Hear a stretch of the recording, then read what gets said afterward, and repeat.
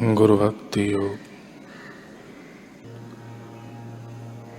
गुरु से पूरा लाभ उठाने के लिए उनके प्रति शिष्य में दृढ़ श्रद्धा एवं सच्ची भक्ति होनी चाहिए। शिष्य गुरु के प्रति जितनी मात्रा में भक्ति भाव होगा उतनी मात्रा में उसे फल की प्राप्ति होगी।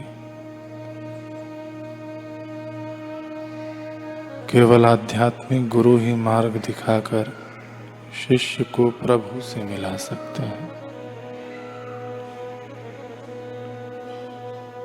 गुरु मनुष्य के रूप में साक्षात ईश्वर ही है।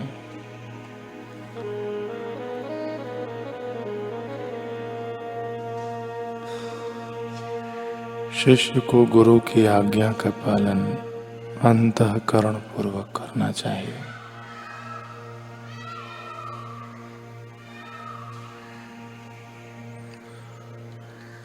गुरु के द्वारा निर्दिष्ट पद्धति कभी कभी शिष्य की रुचि को तत्काल अनुकूल न भी हो, फिर भी उसे श्रद्धा रखना चाहिए कि वह उसके हित के लिए ही है, लाभदायक ही है। गुरु मिलने से जो लाभ होते हैं और जो मानसिक शांति का अनुभव होता है वह असीम होता है।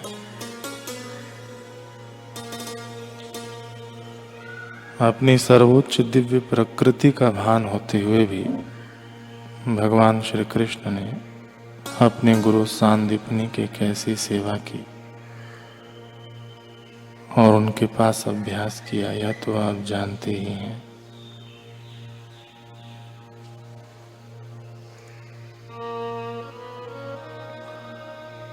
कल हमने सुना महावीर स्वामी का शिष्य गौतम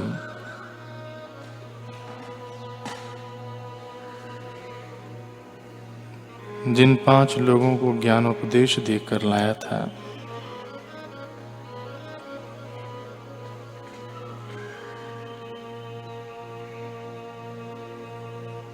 उन्हें कैवल्य पद की प्राप्ति हुई परंतु गौतम को न हुई।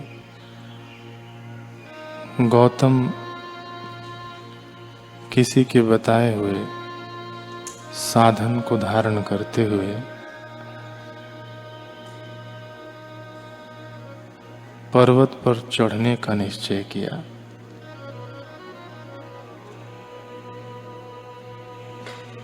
ताकि उसे कैवल्य पद की वहां प्राप्ति हो।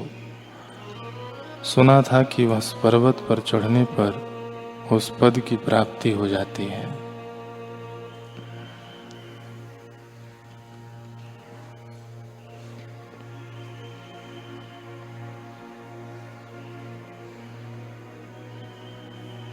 अगली सुबह श्रवण गौतम अष्टापद पर्वत की ओर अग्रसर हुआ, जिसके पास कई तपस्वी, 1500 तपस्वी, 500 हठ योगी, 500 कर्मकांडी जो पूजा पाठ मंत्र माला साधन कर रहे थे, परंतु पर्वत के उच्च शिखर तक कोई पहुंच नहीं पाया था। परंतु महावीर स्वामी के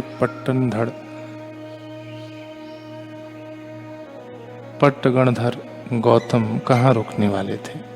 अपने संकल्प वेग पर सवार वे पर्वत चलकर नहीं, मानो पंख लगाकर उड़कर पार करने लगे। मार्ग में जो तापसी अटके पड़े थे वे बौराई आंखों से उन्हें देख रहे थे। एक महोज्वल देव पुरुष की भांति गौतम द्रुत गति से उनके सामने से गुजर गए। जल्द ही अष्टापद पर्वत के शिखर पर उन्होंने अपना कदम धरा। वहां स्थापित तीर्थंकरों के दिव्य बिंबों को नमन किया। पूरी रात्रि शिखर पर एकांतवास किया।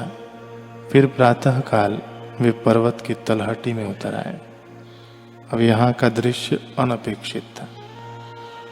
1500 तापसी साधु हाथ जोड़े विनीत भाव से खड़े थे। उन्होंने गौतम के समक्ष सामूहिक प्रार्थना की कि हे महामानव, आपने इस महागिरी अष्टापद पर विजय कैसे पाई? हमें भी उस परम ज्ञान की दीक्षा दीजिए।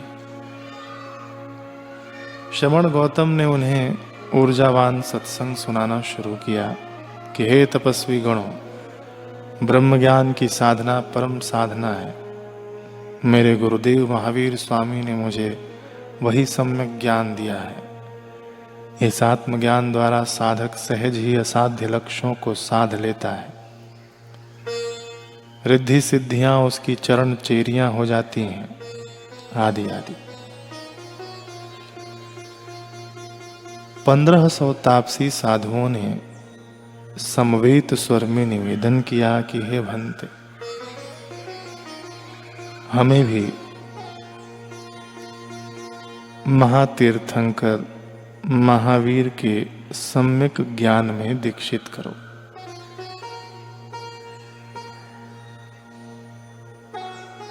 श्रमण गौतम ने उन्हें पंक्तियों में बिठाकर ज्ञान दीक्षा दी। अब सभी भगवान महावीर के दर्शन के लिए प्रस्थान कर गए। आगे आगे अकेले श्रमण गौतम, पीछे 1500 नवदीक्षित साधकों का समूह। पर फिर वही हुआ, आगे चलते चलते गौतम जाने कब विचारों में पिछड़ते गए। कहीं भीतर छिपा सूक्ष्म अहम का सर्प रेंगता हुआ मस्तक पर चढ़ाया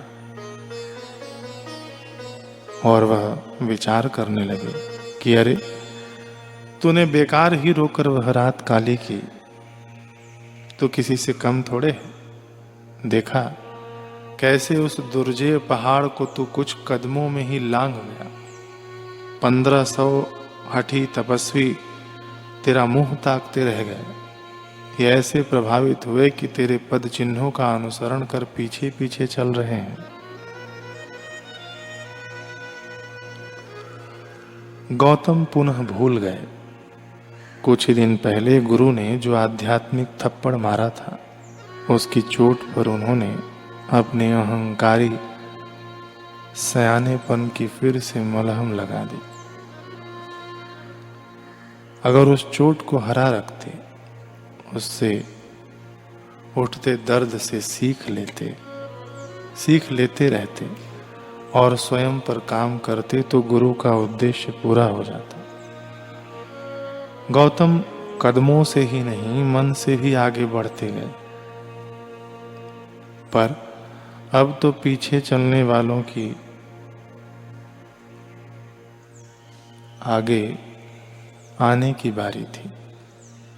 जैन इतिहास बताता है कि चलते चलते इन 1500 तपस्वियों में शून्य गहराता गया।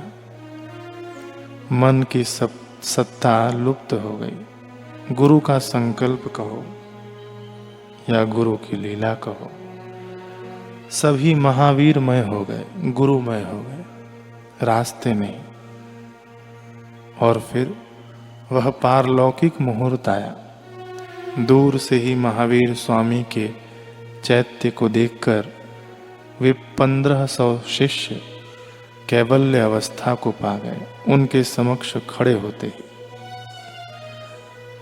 चूंकि गौतम भूल गए थे, इसलिए गुरु दरबार ने उनके लिए वही दृश्य संजो कर रखा था। गौतम ने 1500 तपस्वियों के संग श्री मंडप में प्रवेश किया। उनके सीने में फुलाव स्पष्ट था।